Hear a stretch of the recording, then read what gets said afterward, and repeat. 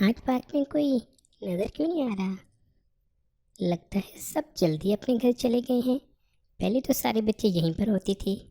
ارے وہ دیکھو، سبغت اللہ بھائی آ رہے ہیں. سبغت اللہ بھائی، سبغت اللہ بھائی، السلام علیکم.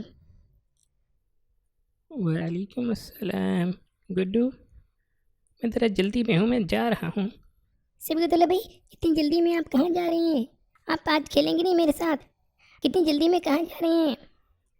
گڈو بھائی، آج تمہیں پتہ ہے آخری اشرا شروع ہو رہا ہے، اور ہو سکتا ہے آج لیلۃ القدر ہو، اس لیے میں جلدی سے گھر جا رہا ہوں تاکہ میں تیاری کر لوں اور پھر رات کو عبادت کروں.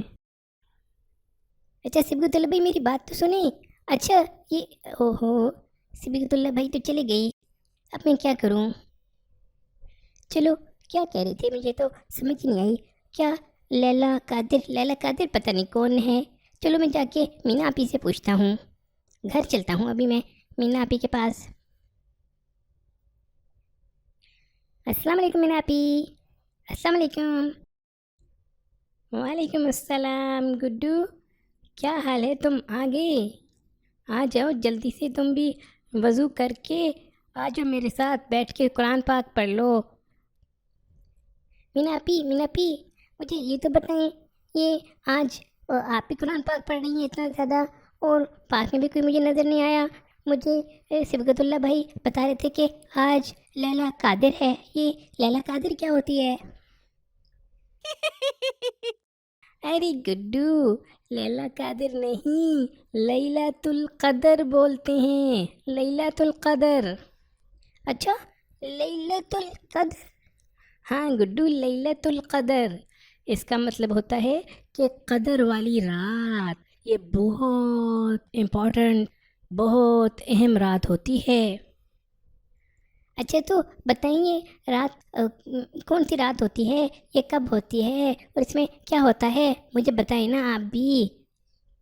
صبر کر جاؤ گڈو، صبر کر جاؤ، میں تمہیں سارا بتاتی ہوں. میں نے کل ہی دادی اماں سے اس کے بارے میں سارا پوچھ لیا تھا.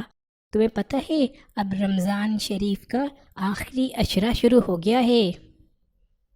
یہ آخری اشرا کیا ہوتا ہے مینا پی؟ گڈو، آخری اشرے کا مطلب ہوتا ہے کہ رمضان شریف کے آخری 10 دن رہ گئے ہیں. اب آخری 10 دن ہیں، اس کے بعد رمضان شریف ختم ہو جائے گا. اور یہ 10 دن تو بہت زیادہ اہم اور امپورٹنٹ ہوتے ہیں، ان میں تو وقت بالکل بھی ضائع نہیں کرنا چاہیے. لیکن آپی، وہ تو آپ نے بتایا ہی نہیں، لیلۃ القدر کا کیا، وہ کب ہے لیلۃ القدر؟ ہاں گڈو، بتا رہی ہوں میں، صبر تو کرو، اتنی جلدی کیوں کر رہے ہو. لیلۃ القدر جو ہے وہ رمضان کے آخری اشرے میں، جو کہ ابھی شروع ہو رہا ہے، اس کے اندر ہوتی ہے، اور اس کی طاق راتوں میں سے کسی ایک رات کو ہوتی ہے.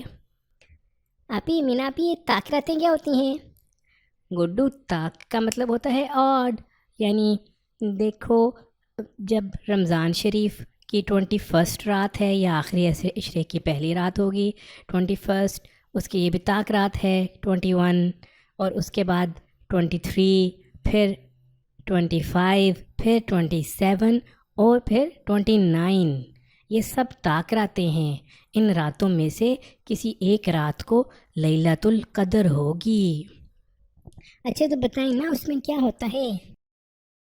ہاں گڈو، میں بتا رہی ہوں. لیلۃ القدر کے اندر یہ ہوتا ہے کہ آپ جو بھی عبادت کریں، جو بھی ذکر کریں، کچھ بھی کریں، اس کا ثواب بہت زیادہ ملتا ہے. اس کا ثواب اتنا زیادہ ہو جاتا ہے جس طرح آپ نے 1000 مہینے یعنی 1000 منتھس تک وہ عبادت کی ہے. ہیں آپی، اتنا زیادہ ثواب؟ ہاں گڈو، آپی 1000 منتھ تو بہت زیادہ ہوتے ہیں. یہ کتنے ہوتے ہیں 1000 منتھس؟ گڈو دیکھو، تمہاری ابھی ایج کتنی ہے، کتنے سال کے ہو تم؟ ابھی میں تو ابھی 4 سال کا ہوں. ہاں گڈو دیکھو، تم صرف 4 سال کے ہو، اور 1000 منتھس کا مطلب ہوتا ہے 83 ایئرس سے بھی زیادہ. یعنی اگر تم لیلۃ القدر کی رات کو عبادت کرو گے تو تمہیں 83 ایئرس تک عبادت کرنے کا ثواب ملے گا۔ یہ ایسے ہی ہوگا جس طرح تم نے 83 ایئرز ہر رات کو عبادت کی، اور اگر اس کے نا تم 2 نفل پڑھو گے، کچھ ذکر کرو گے، تو یہ ایسا ہی ہے جیسے تم نے ہر رات میں 83 ایئرز تک 2 نفل پڑھے۔ اس کا تو بہت زیادہ ثواب ہوتا ہے۔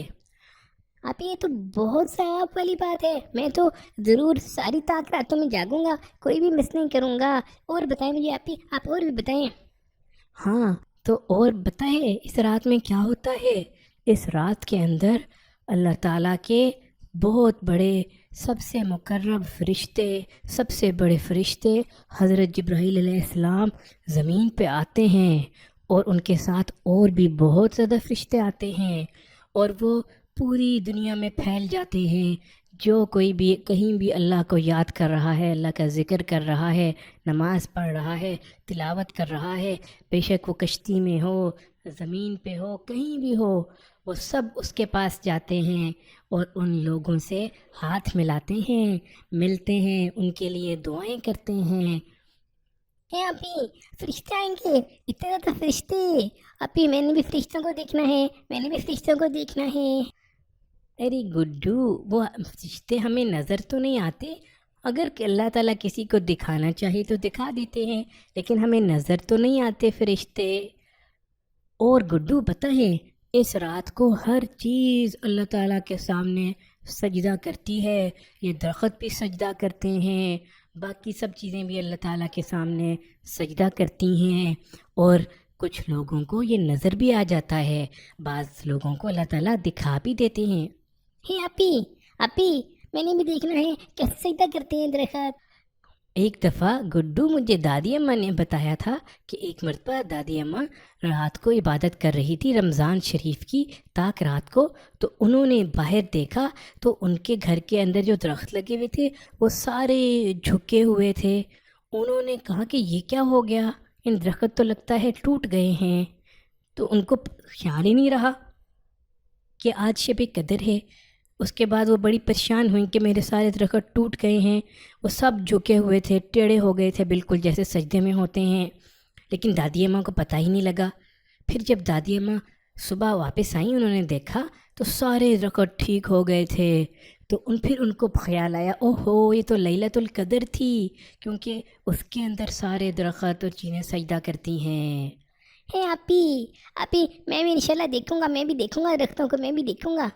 ہاں گڈو، لیکن ضروری نہیں ہے کہ ہمیں بھی نظر آئے، کبھی کبھی اللہ تعالیٰ کچھ لوگوں کو دکھا دیتے ہیں، لیکن اس رات کو ضائع بالکل نہیں کرنا چاہیے، خاص کر یہ جو پورا آخری عشرہ ہے اس کو تو بالکل بھی ضائع نہیں کرنے چاہیے۔ پوری رات کوشش کرنی چاہیے کہ ہم جاگ کے اللہ تعالیٰ کی عبادت کریں، قرآن پڑھیں، ذکر کریں۔ اچھا آپی میں نے تو ضرور لیلۃ القدر حاصل کرنی ہے، مجھے نہیں پتا، میں نے تو بہت عبادت کرنی ہے لیلۃ القدر کے اندر۔ اب جلدی سے میری تسبیح دے دیں، میں ذرا ذکر تو کروں میں، تسبیح دے مجھے، میں دیکھنا کتنا زیادہ ذکر کرتا ہوں آج۔ اب میں ہر طاق رات کو انشاءاللہ ذکر کروں گا، اور نماز بھی پڑھوں گا، اور قرآن بھی پڑھوں گا، اور بالکل ضائع نہیں کروں گا اس کو میں انشاءاللہ۔